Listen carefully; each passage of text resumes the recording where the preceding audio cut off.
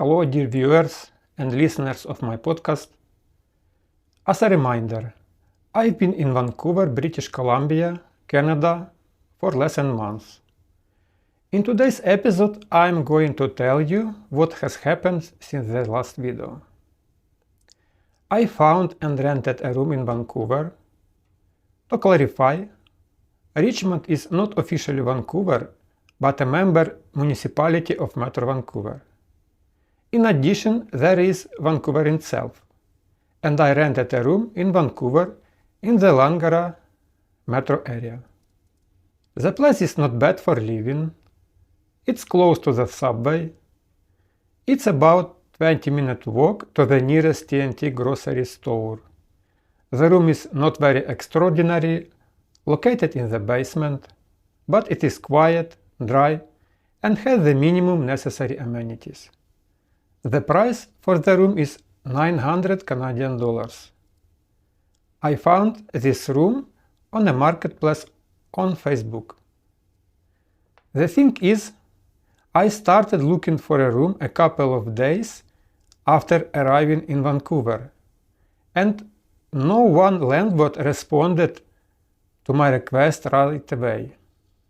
One owner called once, but there was a price that I didn't consider. I looked at ads on Facebook and Craigslist. One time I went to see a shared room for two people. That room was closer to downtown Vancouver. There were 5 other people there with me to see, and the owner obviously chose someone else. There was one more option. I was given the phone number of another owner, but he didn't answer the phone. I kept sending the messages to other ads. My stay at my original hotel was coming to an end. This did not add much to my mood. I was about to leave the hotel to a hostel. And then, on the last day of my stay, I received a message that I could come to see a room. I didn't think twice about it. This time beside me, another man came to see the room. We also looked at another room. The difference was not very big. That room was a little more expensive, so I chose the first one. I don't know what the other man decided on. I paid a deposit equal to half a month rent via interac a transfer for my Canadian bank card. The next day I arrived at the house with my things. The owner changed the lock in the door in front of me. I think this is quite reasonable when moving in. We also signed a contract for 2 months. The contract also said that I have to give a month's notice before the next payment about my possible departure. I paid for the first month, and I moved in. The money I paid with was from financial assistance from the Canadian government. Also, as far as I found out, there are 2 student girls from India, Mexicans, men from India, and a European-looking man who rents a house. In short, it is a complete international mix. During this time, I also managed to get a bank card. I picked it up from the Success Organization's branch, where I had provided my address. To do this, I had to take 2 subway lines to Surrey. It was raining that day. I want to say that it has been raining a lot these days. The weather is cool, also there is no frost. During this time, I also managed to take a free test of English proficiency link language instructions for newcomers to Canada. I got 7 out of 8 points. Now I can register for their link courses and wait for a response that it's my turn. I also have to pass a medical examination. The Success Organization filled out an application for the Medical Services Plan, MSP. As far as I understand, this MSP covers the cost of a medical examination. They explained to me that an MSP card is issued, but it takes up to 6 weeks to get it.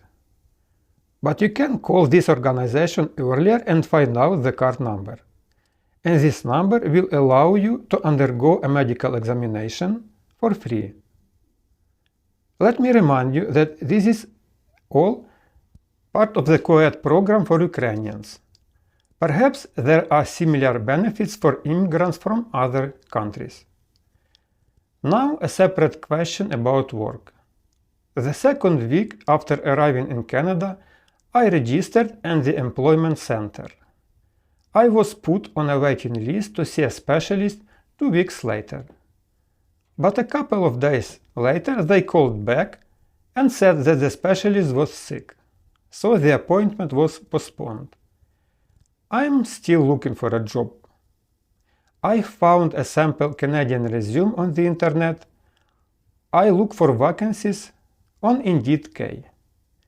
I adjust my resume for each vacancy. I change the job title and relevant work experience so that the resume looks logical. I do all these edits on my smartphone. Fortunately, I found a program that allows me to format normal Word documents and export them into a PDF file that can be sent electronically or printed.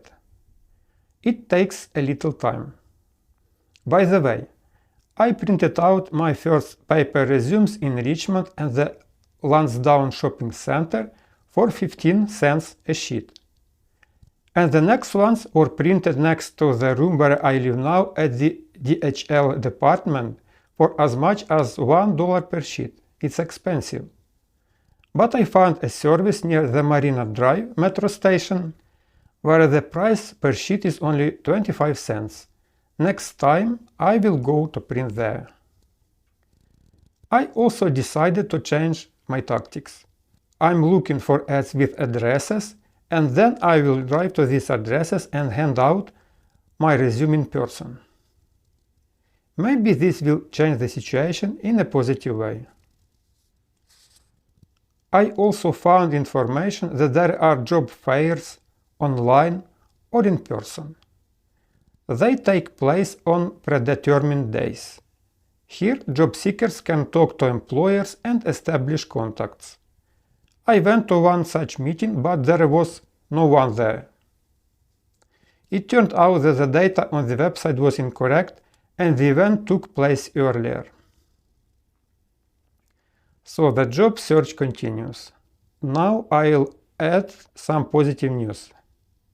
Having decided to focus not on the problems but on the creative side of reality, I found an online meetup service where there are a lot of events in Vancouver where you can meet people of your interest.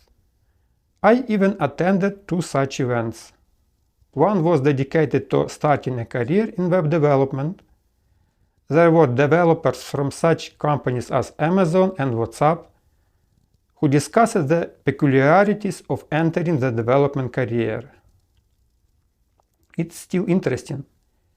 Maybe I'll decide to start a career in the IT field after all. Smile. Another event was dedicated to the Linux operating system. In general, I chose to focus on technical areas. Meetup.com has a lot of meetings for different tastes. Take free English classes, for example. And in conclusion, I'll brag a little that I even managed to climb one of the low mountains near North Vancouver. I got there by public transportation.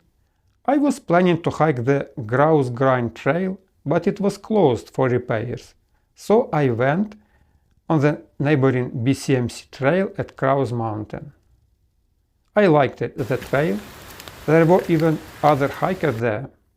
However, I went back down by cable car for $20 because it was already late. In general, such hikes are inspiring. They make you want to live. It's also good for your health. Well, I'll end today's episode on such a positive note. Thank you for watching. Subscribe to my channel and you won't miss the next details of my quest in Vancouver.